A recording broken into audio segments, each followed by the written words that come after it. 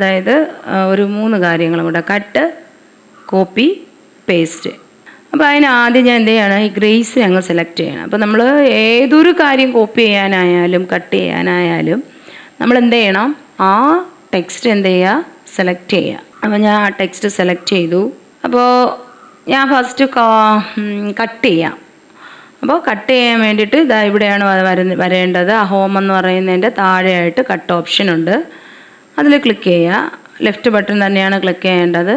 എന്നിട്ട് എവിടെയാണോ നമുക്ക് പേസ്റ്റ് ചെയ്യേണ്ടത് അവിടെ കൊണ്ടുവന്ന് ഡബിൾ ക്ലിക്ക് ചെയ്താൽ ഈ കഴ്സർ ഇവിടെ വരും. കണ്ടോ? അല്ലെങ്കിൽ നമ്മൾ എന്ത് ചെയ്യണം, ഇവിടെ കൊണ്ടുവന്ന് വെച്ചിട്ട് ആദ്യം ആ ലെറ്ററിൻ്റെ ആ ഒരു ടെക്സ്റ്റിൻ്റെ അവിടെ കൊണ്ടുവച്ചിട്ട് എൻ്റർ കൊടുത്താൽ മതി. അങ്ങനെ നമ്മൾ എൻ്റർ കൊടുക്കുമ്പോഴത്തേക്ക് അവിടെ സ്പേസ് ഭയങ്കരമായിട്ട് വരും.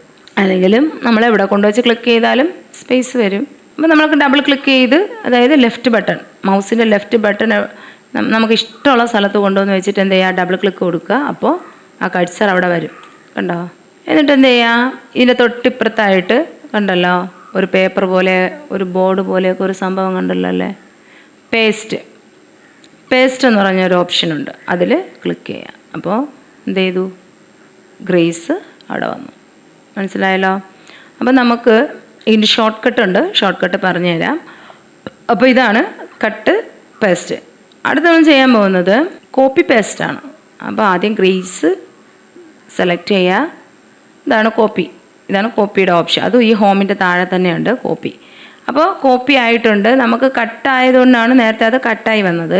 അപ്പോൾ കോപ്പി എന്ന് പറയുമ്പം നമ്മുടെ ഒറിജിനൽ ഫയൽ അവിടെ കിടക്കും, അതിൻ്റെ ഒരു ഡ്യൂപ്ലിക്കേറ്റ് വരും. അതാണ് കോപ്പി. അപ്പോൾ എന്ത് ചെയ്യാം, അതേപോലെ ഡബിൾ ക്ലിക്ക് ചെയ്യുക. എന്ത് ചെയ്യാം, ഈ പേസ്റ്റിൽ ക്ലിക്ക് ചെയ്യുക. ഓക്കെ.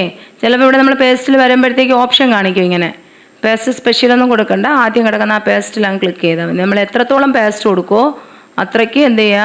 ഇതിപ്പോൾ ഈ താഴത്തെ ഓപ്ഷനിൽ നമ്മൾ ക്ലിക്ക് ചെയ്യുമ്പോഴേ ഇതുപോലെ മെനു പോലെ ഇങ്ങനെ ഓപ്ഷൻ വരും. അതേസമയം മുകളിലൊരു ഐക്കൺ കണ്ടോ, ആ ഐക്കണിൽ നമ്മൾ ക്ലിക്ക് ചെയ്തുകൊണ്ട് വരുന്ന മെനു ഒന്നും വരത്തില്ല.